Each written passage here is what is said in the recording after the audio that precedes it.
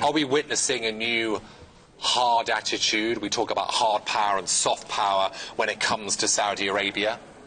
We definitely are. Part of the reason is what is perceived as Iran's increased meddling in the region's affairs. The Saudis decided we cannot just sit back and look at Iran influencing other parts of the region. We've got Iraq, we've got Syria, and now we've got Yemen. So the Saudis have reached a point where that has to stop.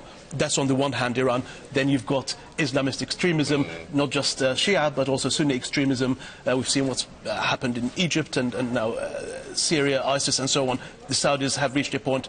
It no longer is an option of sit and wait or take action. They had to move. The Saudis said that the missile arsenal of Yemen, of the Yemenis rebels, were destroyed. It clearly wasn't the case, because Scud missiles, came across the border only a few weeks ago. Are we close in any way to a resolution of this conflict as both sides meet in Geneva? Well, obviously, as far as the Yemeni people are concerned, it's in their interest to limit it, but now it's become a part of a regional conflict with the Saudis, the Iranians and others involved. So it's a much more complicated thing than simply the Yemenis deciding to stop the war. Yemen is the most weaponized nation in the Middle East, if not in the whole world. There's a lot of weapons in Yemen. It's not going to be easy to stop people fighting. Yeah, and when it comes to Iran, we've got the nuclear talks possibly coming to a close, Ghanem, with the US-led powers at the end of June.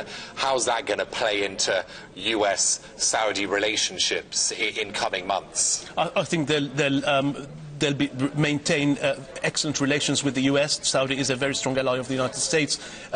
Things will tense, become more and more tense as the US gets closer to Iran. The Saudis need reassurances that Iran will not have a nuclear weapon. If they do, then they want one. And that's going to be a very problematic. Can they be given realistic reassurances if Saudi sanctions are tempered somewhat and it's able to export some oil, given that it complies by inspections and various other matters? Well, I think the Saudis need to be reassured what the end game is. What is Iran going to be like after the end of those talks and at the end of this process? Are they going to have a nuclear weapon? If yes, that's very problematic for the Saudis.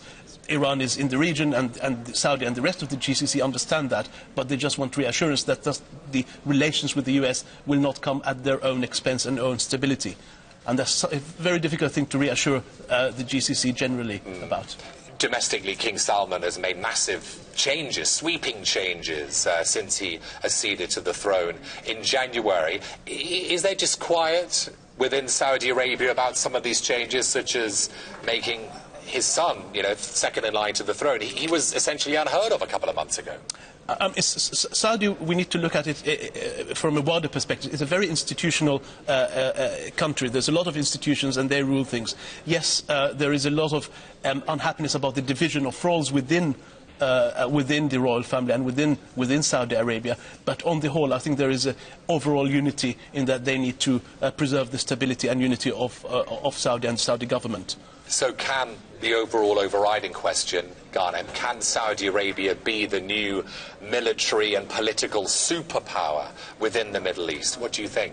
Well, within the Middle East is big. We've got Israel, we've got potentially Iran. Saudi is obviously a main party in the Middle East. It can become a regional superpower, absolutely, with the rest of the GCC.